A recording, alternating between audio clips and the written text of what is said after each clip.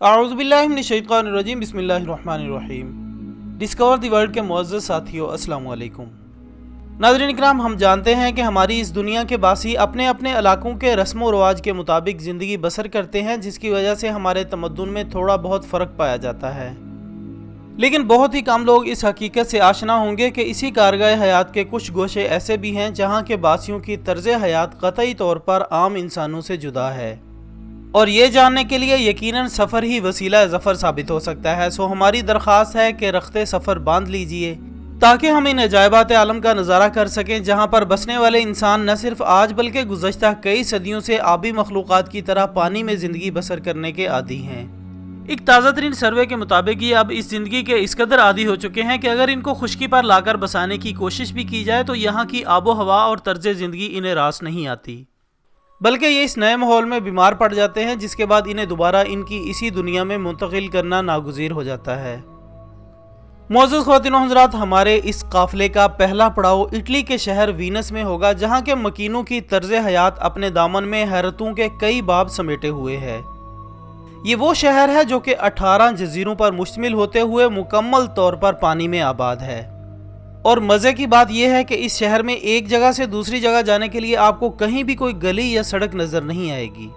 بلکہ اس کے لیے آپ کو جگہ جگہ کھڑی ان کشتیوں کا سہارا لینا پڑے گا جو کہ خاص طور پر اسی مقصد کے لیے مختص ہیں۔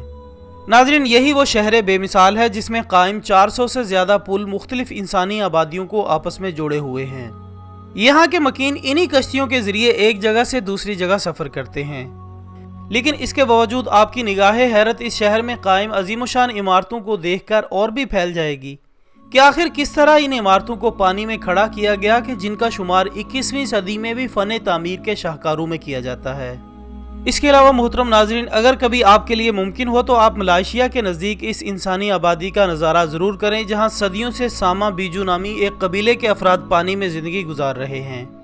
اور کہا جاتا ہے کہ یہ لوگ 13ویں صدی عیسوی سے اس آبی زندگی کے اس قدر عادی ہو چکے ہیں کہ اگر انہیں خشکی پر لانے کی کوشش بھی کی جائے تو وہ اپنی اس انوکھی زندگی کو چھوڑنے کے لیے بالکل بھی آمادہ نہیں ہوتے۔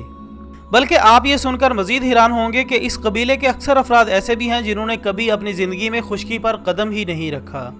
جبکہ درختوں کی ٹہنیوں اور بانسوں کی مدد سے تعمیر ان کے گھر پانی میں تیرتے ہوئے آسانی سے دیکھے جا سکتے ہیں۔ دوستو، اس عجیب و غریب انسانی آبادی کے مکینوں کا کاروبار مچھلی اور دیگر سمندری مخلوق کو پکڑنا ہے، جو کہ نہ صرف ان کی خوراک کے لیے کام آتے ہیں بلکہ خاندان کے کچھ بزرگ ایسے ہیں جو ضروریات زندگی کے لیے انہیں نزدیکی شہر میں لا کر فروخت کر دیتے ہیں اور پھر ان سے حاصل ہونے والی رقم سے دیگر ضروریات زندگی خرید کر لے جاتے ہیں۔ اس کے علاوہ اس بستی کا ایک اور دلچسپ پہلو یہ بھی ہے کہ اس کے مکینوں کی زبان بھی اپنی ہے، جو وہ روانی سے ایک دوسرے کے ساتھ بولتے ہیں۔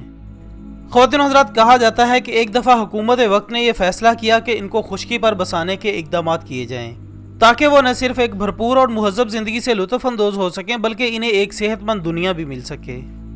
لیکن اس بارے میں جب وہاں کے چند مکینوں کو کچھ دنوں کے لیے شہروں میں لا کر بسانے کی کوشش کی گئی تو وہ جلد ہی کسی انجانے مرض میں مبتلا ہو گئے، اور نتیجتاً ان کو پھر ان کی اسی آبی بستی میں واپس بھیجنا پڑا،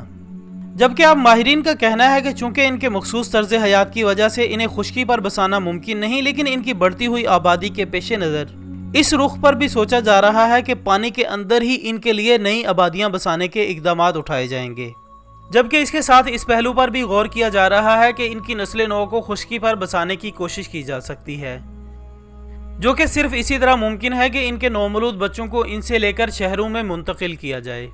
لیکن یہ سب کوششیں اپنی جگہ، مگر ان کے اس طرز حیات کی انفرادیت کو چیلنج ہرگز نہیں کیا جا سکتا، جو انسان ہونے کے باوجود آبی مخلوقات کی طرح اپنی زندگی گزارنے پر بضد ہیں۔ اسی کے ساتھ ہی ہماری آج کی اس دلچسپ ویڈیو کا اختتام ہوتا ہے۔ ویڈیو پسند آنے کی صورت میں اسے لائک کریں، دوستوں کے ساتھ شیئر کریں اور کمنٹس کی صورت میں ضرور بتائیے گا کہ آپ کو ہماری آج کی یہ ویڈیو کیسی لگی۔ ہم کل انشاءاللہ دوبارہ حاضر ہوں گے ایک اور اچھی سی ویڈیو کے ساتھ، تب تک کے لیے اجازت دیجیے گا۔